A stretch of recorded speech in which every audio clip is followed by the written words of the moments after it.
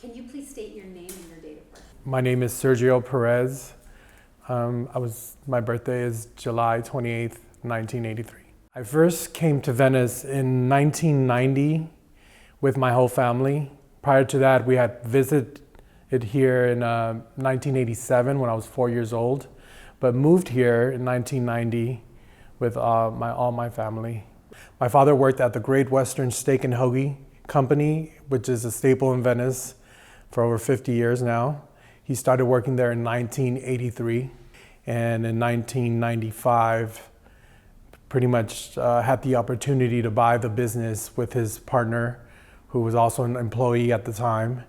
And they scrambled money to make the loan and pretty much went half and half on it. And he ended up kind of having the American dream where he bought his own business from his job. And that's how we became part owners of the Great Western Steak and Hoagie Company.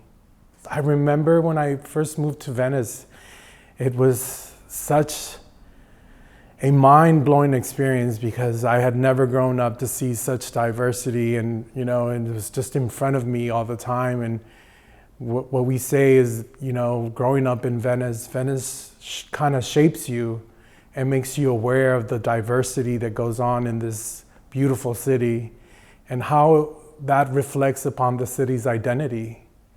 And I think that's the richest thing that I've taken aback, the sense of community, the sense of being part of something bigger than just a city, just the narrative of the whole city's identity.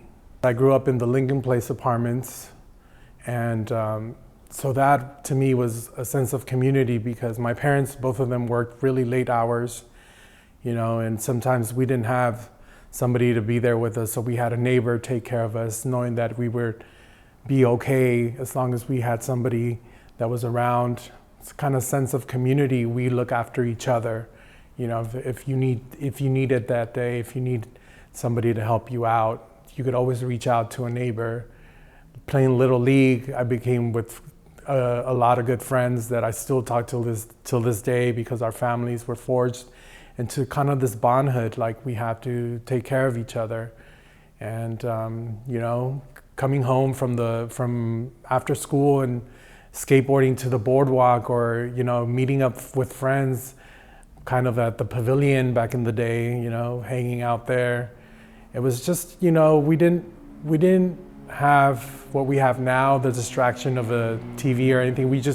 We had a childhood where we had to go outside and kind of make our own fun and play our own games and just get lost for a little bit till the street lights came back on, and that was time for you to go back home and hang out with your family. Growing up, in Venice, we knew that it was difficult during the riots. There was a lot of people who just were hurting at the time, and I saw that through my dad and through his business and how we wanted to help the community. And sometimes people didn't have enough money to pay for their food, so we would say it'd be okay, it's okay, you'll get us next time, or you can pay after.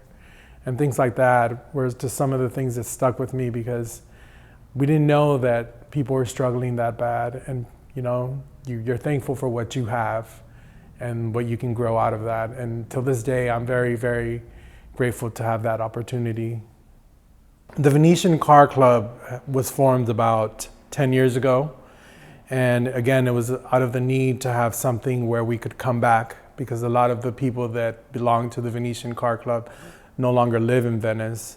And we'd always talk about having a place or a spot that we can all come back and hang out like old times.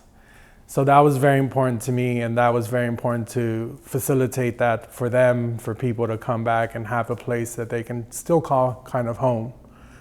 And till this day, we do a toy drive with the Venetian Car Club, and we partner up with the Pacific Police Division, the Venice Fire Department, and the Lifeguards of Venice. And we've been doing it for the last 10 years with Spark of Love, and it's been successful, and it's something that they take a lot of pride And to see these guys who are maybe third, fourth generation Venetians, and to know that they're giving back, but not even able to afford to live here, but in their own way, that they can give back to a community, it makes me really proud to be part of that and to help them out more than anything. The American Traquero movement, it came about the history, which is another thing that I was fascinated about.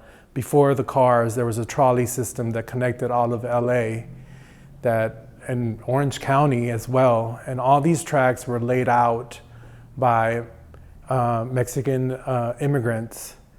And they were never recognized. There's never been a real plaque or anything that said, these people connected the city at one point, and we owe it to them.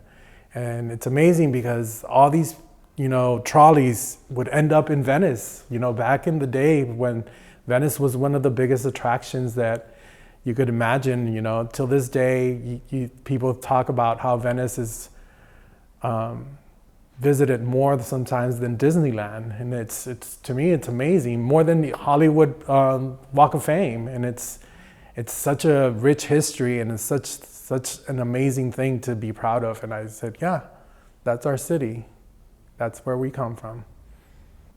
I'd like to say that having these events where we get to see people who no longer live here, it kind of has put the narrative in perspective of other people who now live here and see what we are, who we are, and how it was. The recognition of what the city has had, for example, the Venice Heritage Museum and the Traquero movement, Venice Pride.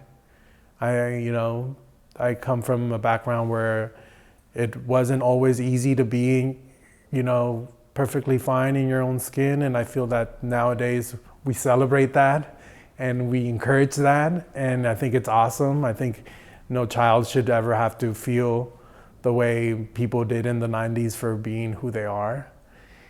And just along with that, acceptance for who you are. You don't have to fit a certain mold in this city. You don't have to fit a certain criteria. You can just be the skater punk that you want to be. And that's perfectly fine. That's who we grew up with. That's how we are. And it's just embracing it and accepting it. Growing up in Venice, you do feel certain of, everybody's in their own separate group. But being that we're part of this community through a business, where all the communities come together and you have a chance to talk to and say, have you met this person? Or have you worked with this person? Or can we do an event with these people together and bring the band over, and it's for a car club? And you reach out and you make the most of it. Like right now, when we do our toy drive, I reach out to all the surfers and all the musicians, and I said, I need 3 bands to come and play while we're doing the collective toy drive with the Venetian Car Club. And then we have a punk band that shows up. So it's mostly, it can be true, but it's how you go about it and who you talk to. Because we've been really fortunate enough to know a lot of people that have come and gone through Venice, that have left their own footprint, and that have helped to try to mend and bring together the whole community in one way or another. What's interesting about Venice, it's the myth. It's kind of like the secret of what Venice was when we had the pier, when we had all of such rich history, where everybody would come, and the people that paved the wave, the people that rode the wave, the people that shredded the wave, to where we are now, this lingering secret of Venice and how people really perceive it as this exceptional place that's like no other. I couldn't think of living in another city.